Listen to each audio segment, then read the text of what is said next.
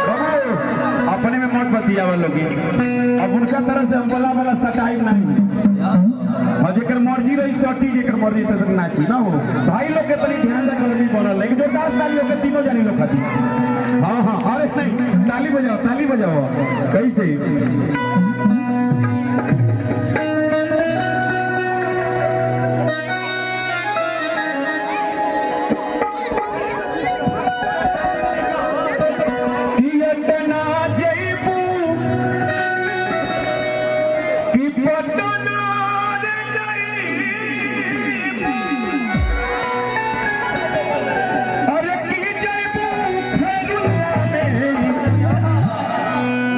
जगह दिया में देखा नाचे कैसे तुम भूलवावत होगा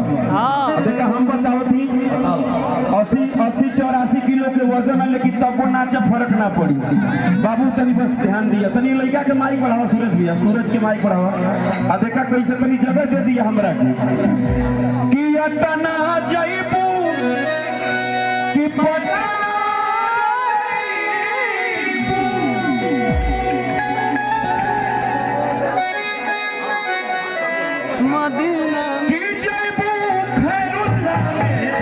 अरे काहे जलेबी के तरस लिखो रखी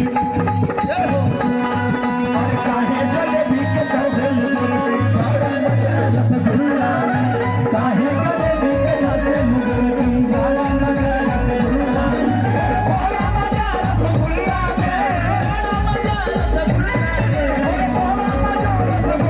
में काहे जलेबी के तरस लिखो रखी बड़ा मजा रसगुल्ला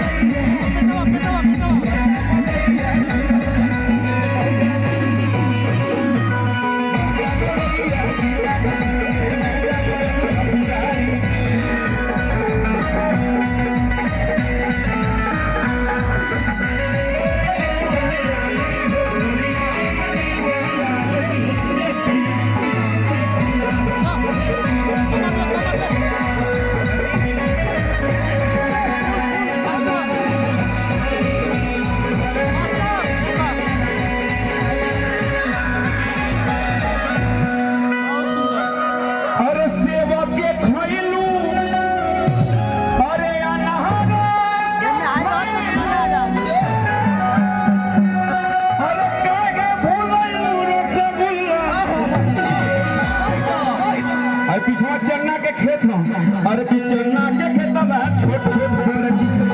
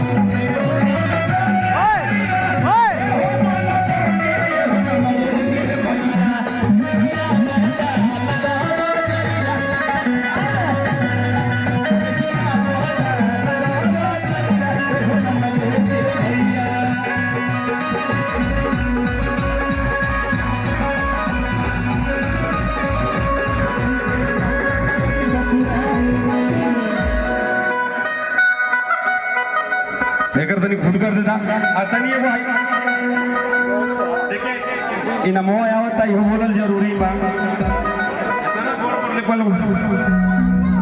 प्रिय मित्र प्रधानवा देखिए भैया देखा भाई प्रधानवा के डर गलती वाला काम नहीं प्रधान जी चाहिए प्रधान चाहे कोई प्रधान हमारे समाज सेवक हैं और वो गाना चला तो चल गया कोई बात नहीं है ये कहो ठीक है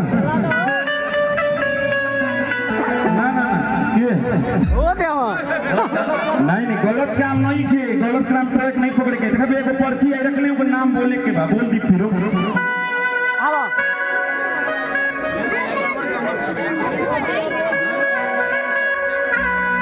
अरे ऐसन घोटे दहार गोरिया ऐसन घोटे दहार गोरिया ऐसन घोटे दहार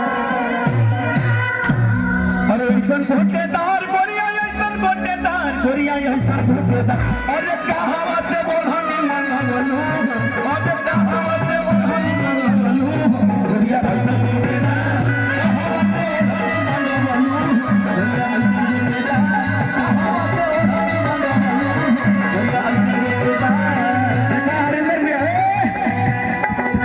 देखा अखिलेश बजरंगी के तनी बुलावे के रहे तो तनी स्टेज बढ़ा रखा भैया कहे से डरियो मारे नहीं जगह मिली नहीं खेत पावत शुभम भैया अरे की बोलहन के हवा बारे जहां जहां लागो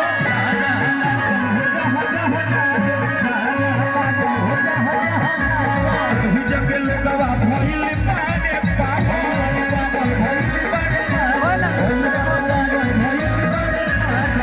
पागल के हवा बारे जहां जहां लागे वही जग के लोगवा भइली बारे बहादुर ऐसन खेलिया खेलवा अरे ऐसन खेलिया खेलवा की बताई कहां पे ओढ़ा गरिया ऐसन खेला कहां पे ओढ़ा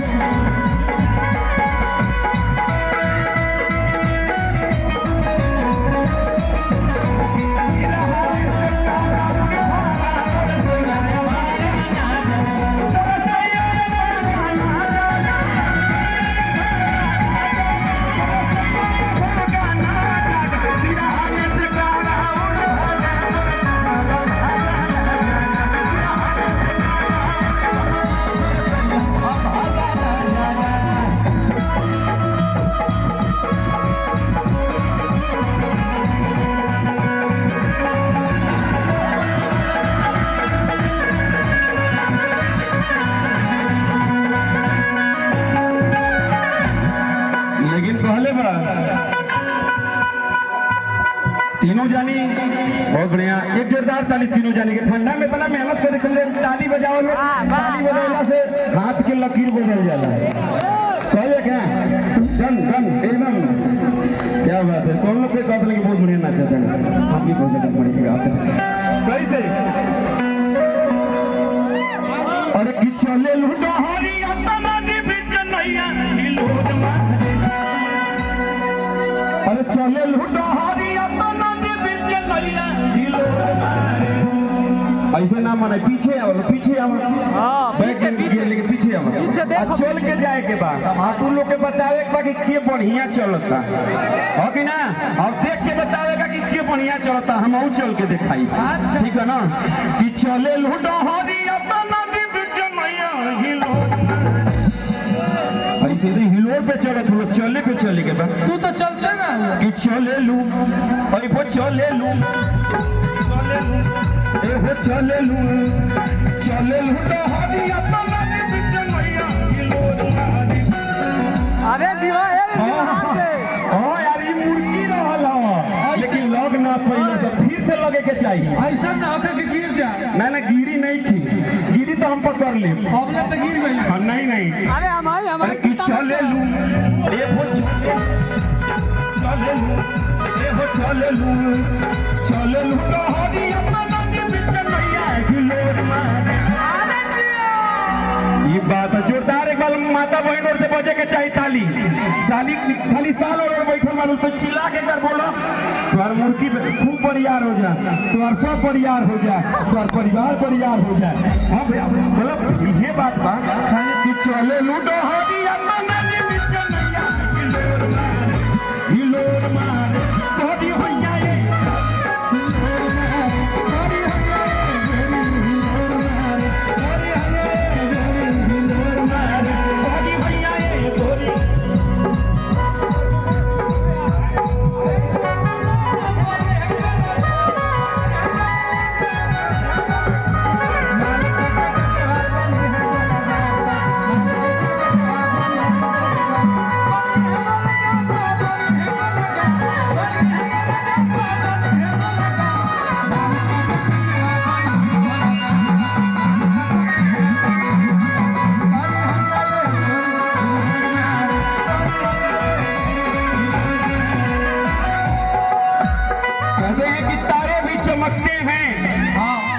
बादल भी बरसते हैं।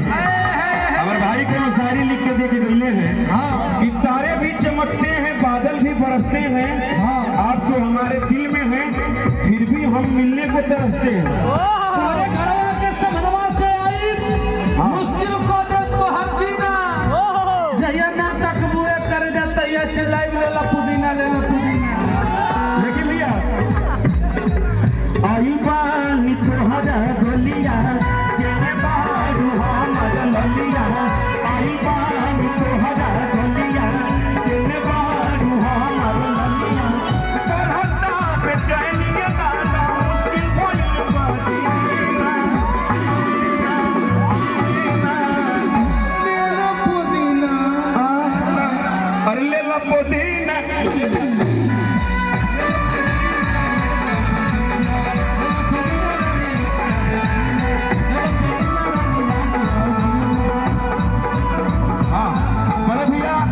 हरिश्चंद्र जी की तरफ से 100 रुपए का आशीर्वाद आई हो। रुको ही कहीं कई लोगों के आई हो। नंदलाल राजभर जी की तरफ से भी आशीर्वाद आई लल भैया। हाँ देखे जगह जी जब भोजन नहीं खे कहिए सरकार कमलेश लाइट हाउस बहुत सारा प्यार आशीर्वाद गनवा गा देती सरकार जे खाना ना खैले उ जाके खा ले गाना बजाना तो होत भाई खाना छूटे नहीं लेकिन पहले के बाद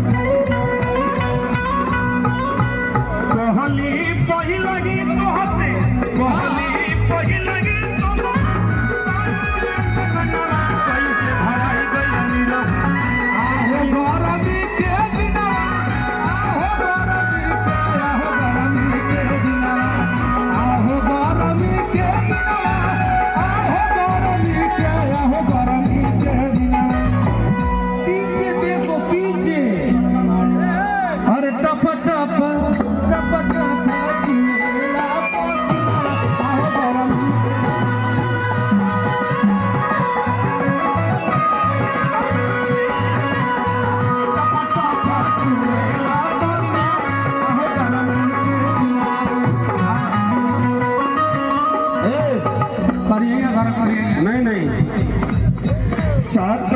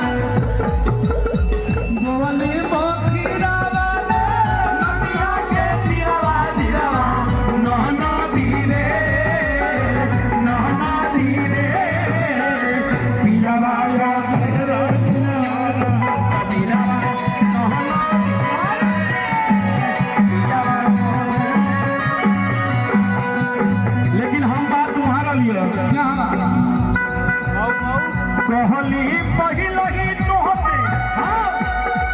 मनल लागी पतिया कैसे धराई गइल रहू कैसे धरा